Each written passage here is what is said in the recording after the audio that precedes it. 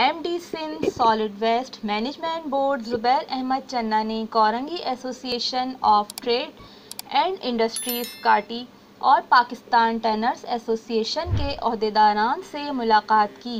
MD Sindh solid waste ने कहा कि कोरंगी इंडस्ट्रियल एरिया से कचरा और सनती फजला उठाने की हिकमत अमली के लिए MOU साइन किया जाएगा। सनती फजला और म्यूनसिपल कचरा अलग अलग उठाया जाएगा। इस सिलसिले में कमेटी तश्कील दी जाएगी। उन्होंने मज़ीद कहा कि इंडस्ट्रीज़ वेब पोर्टल पर तमाम कारोबारी हज़रात अपने कारोबार से मुताल्लिक़ तफ़सीलात और रजिस्ट्रेशन जल्द अज जल्द मुकम्मल करें ताकि इंडस्ट्रियल एरिया से कचरा उठाने के काम का आगाज़ जल्द अज जल्द किया जा सके। कुर्रतुल ऐन इबाद, MBB न्यूज़, कराची।